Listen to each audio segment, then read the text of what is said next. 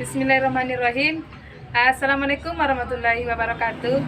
Saya Mahrani Hasibuan dengan NIM 20205077. Saya dari Prodi PGMI 7, Fakultas Tarbiyah dan Ilmu Keguruan. Adapun tujuan saya di sini yaitu untuk menjelaskan materi epistemologi mata kuliah Ilmu Filsafat yang untuk memenuhi tugas dari Bapak Ismail MPD.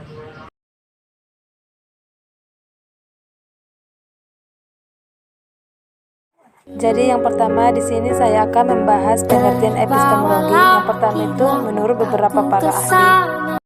Yang pertama itu menurut Plato, epistemologi adalah pengetahuan yang kekal dan abadi tentang ide-ide bersifat antusias dalam imajinatif dan dalam penyampaian pemikiran dan berdiri sendirinya. Yang kedua itu menurut Aristoteles.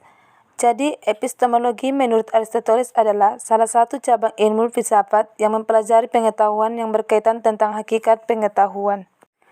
Yang ketiga itu menurut Immanuel Kant. Menurut Immanuel Kant, epistemologi adalah pertentangan rasionalisme dan empirisme serta ilmu yang mempelajari tentang pengalaman dalam bentuk panca indera. Jadi, di sini yang kedua itu saya akan membahas tentang pengertian epistemologi.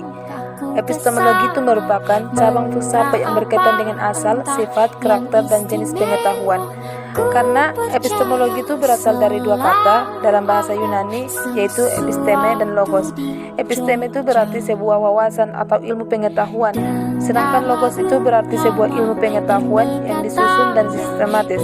Jadi dapat disimpulkan bahwa epistemologi adalah sebuah wawasan pengetahuan yang membahas dasar sebuah ilmu pengetahuan secara sistematis tentang pengetahuan sistematis mengenai pengetahuan dan merupakan salah satu tentang terjadinya pengetahuan, sumber pengetahuan, asal mula pengetahuan, dan metode atau cara memahami pengetahuan. Jadi saya di sini akan membahas tentang beberapa contoh epistemologi. Contohnya itu dalam epistemologi kita akan mengetahui bagaimana cara kita menganalisis bahwa bangunan itu adalah rumah kita, akan tetapi akan melihatnya melalui pancara indera kita.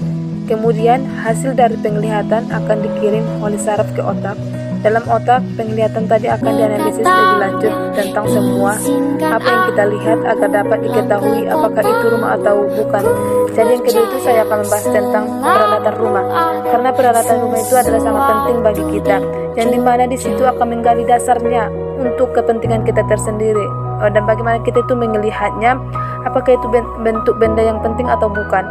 Sama halnya dengan rumah, bagaimana pandangan kita itu rumah itu, itulah berkaitannya dengan peralatan rumah. Jadi selanjutnya saya akan membahas tentang sumber-sumber pengetahuan epistemologi. Sumber-sumber pengetahuan epistemologi itu terbagi menjadi 4. Yang pertama itu empirisme, yang kedua rasionalisme, yang ketiga intuisi, dan yang keempat itu wahyu.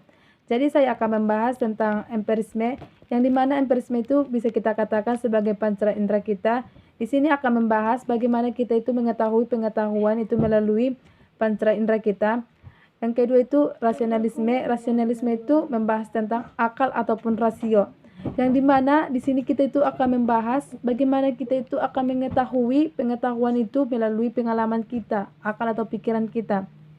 Jadi yang ketiga itu adalah intuisi. Intuisi itu mengenai dengan hati ataupun kesadaran kita, bagaimana kita itu bisa mencintai pengetahuan itu, mengungkit pengetahuan melalui hati pikiran kita ataupun kesadaran diri kita tersendiri. Jadi yang keempat itu adalah wahyu. Wahyu ini adalah suatu yang diberikan Allah kepada manusia untuk mengetahui bagaimana pengetahuan itu bisa terjadi dan apa sebenarnya pengetahuan itu untuk bisa kita ungkapkan, dan melalui wahyu inilah kita semua bisa untuk mengetahui yang dimana itu pengetahuan, ilmu, dan apa perbedaan dari akar-akar semua ilmu filsafat.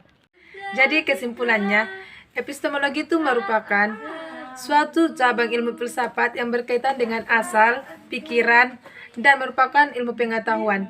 Jadi epistemologi itu terdiri dari 4 sumber. Yang pertama rasionalisme ataupun panca indera, yang kedua itu empiris, yang ketiga itu intuisi, dan keempat itu adalah wahyu.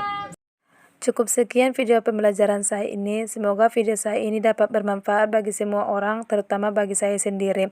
Dan saya ucapkan terima kasih kepada Bapak dosen pengampu saya, yaitu Bapak Ismail Pasaribu selaku dosen pengampu kami. Cukup sekian, saya ucapkan terima kasih.